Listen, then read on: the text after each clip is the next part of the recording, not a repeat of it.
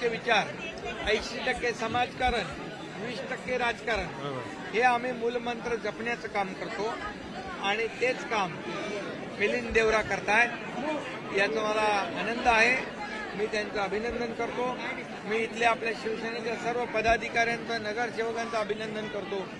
अतिशय चांगला कॅम्प या ठिकाणी ऑर्गनाईज केलेला आहे आणि हजारो लोक याचं बेनिफिट घेत आहेत।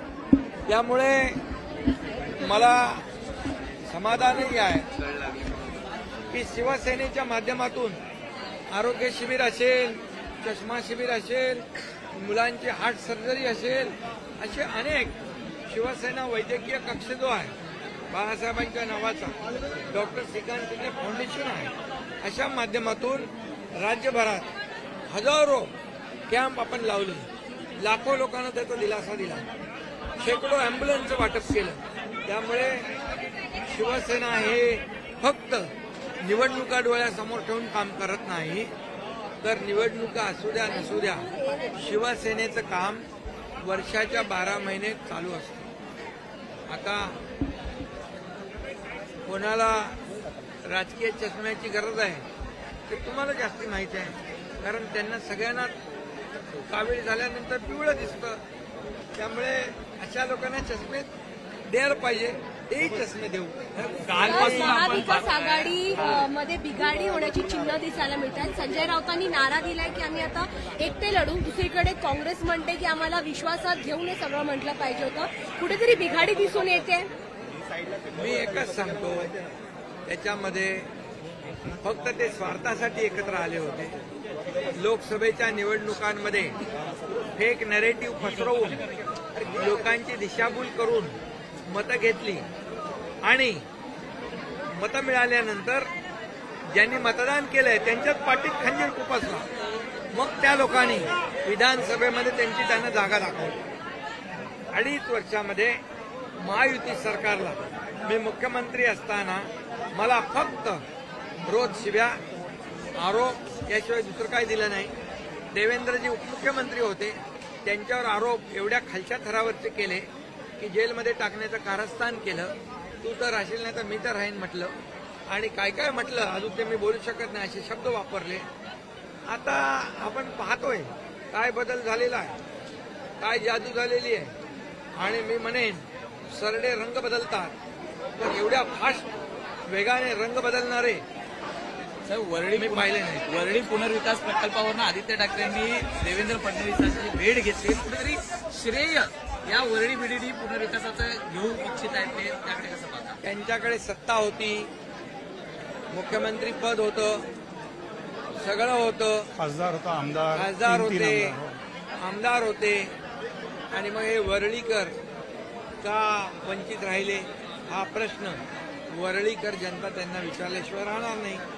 आणि आता गृहनिर्माण विभागाच्या माध्यमातून संपूर्ण मुंबईमध्ये आता गृहनिर्माण विभागाच्या माध्यमातून संपूर्ण मुंबईत परवडणारी घरं, परवडणारी रेंटल घरं, त्यामध्ये वर्किंग वुमनसाठी घरं, मुलं जी शिकायला येतात त्यांच्यासाठी हॉस्टेल आणि सिनियर सिटीजनसाठी देखील घरं आणि गिरणी कामगारांसाठी घरं, पोलिसांसाठी घरं, हा आमचा अजेंडा आहे। आणि त्यामध्ये परवडणारी घरं देण्याचं काम आम्ही करू आणि यामध्ये आमूलाग्र बदल कायद्यामध्ये करावा लागेल। निश्चितपणे आमचा अजेंडा आहे सर्वसामान्य माणसाला घर, जसं प्रधानमंत्री मोदी साहेबांनी PMY सुरू केला, पंतप्रधान आवास योजना, लाखो लोकांना, करोडो लोकांना देशातल्या घरं दिली, तसंच महाराष्ट्रामध्ये देखील या ठिकाणी जो मुंबईकर मुंबईच्या बाहेर फेकला गेला आहे, कुणामुळे फेकला गेला आहे हे सगळ्यांना माहिती आहे। कुणामुळे त्याला घर सोडून नाला सोपारा वसईला जावं लागलं, बदलापूरला जावं लागलं, हे सगळ्यांना माहिती आहे, पण मी त्याच्यात जाऊ इच्छित नाही। आम्ही एवढंच आहे की या सर्वांना मुंबईकर जे बाहेर गेले त्या मुंबईकरांना पुन्हा मुंबईमध्ये आणण्याचं काम राज्य सरकार करेल आणि मुंबईकरांना दिलासा देईल। सर, काल रामदासबाईंनी देखील अशी मागणी केली की मुख्यमंत्री बाळासाहेब ठाकरे स्मारकामध्ये जे आहे अध्यक्षपदावर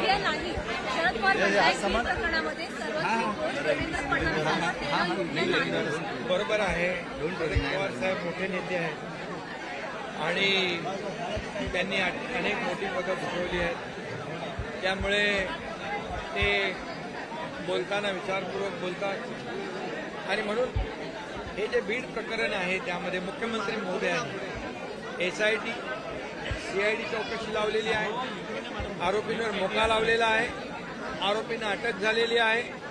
त्यामध्ये मी सांगतो की संतोष देशमुख प्रकरण अतिशय निर्गुण प्रकरण आहे. त्याचा खून अतिशय दुर्दैवीपणे केलेला आहे, अतिशय निर्गुणपणे केलेला आहे आणि अशा लोकांना चुकीला माफी नाही. त्यांना कुणालाही क्षमा केली जाणार नाही, कुणालाही पाठीशी घातलं जाणार नाही. या खून प्रकरणामध्ये जे लोक संबंधित आहेत त्या एकालाही सोडलं जाणार नाही. यांना फासावर लटकवेपर्यंत सरकार कोर्टामध्ये बाजू लावून धरेल. फास्ट ट्रॅकवर ही केस चालेल आणि यामध्ये विशेष वकील नेमलेले आहेत. जे करायचं आहे त्या बाबतीमध्ये सरकारने आणि मुख्यमंत्र्यांनी पावलं उचललेली आहेत. या बाबतीमध्ये सरकार पूर्णपणे गंभीर आहे आणि संतोष देशमुख याला न्याय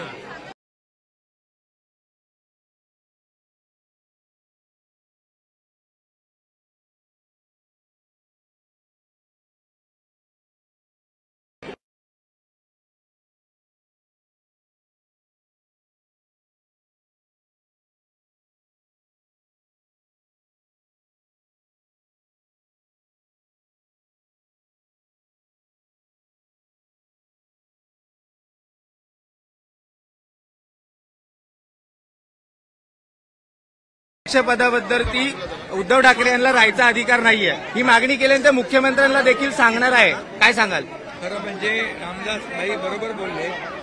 कारण ज्यांनी वक्तव्य केलं की ज्या बाळासाहेबांचे विचार ज्यांनी सोडले त्यांना या कार्यक्रमाला बोलवणार नाही.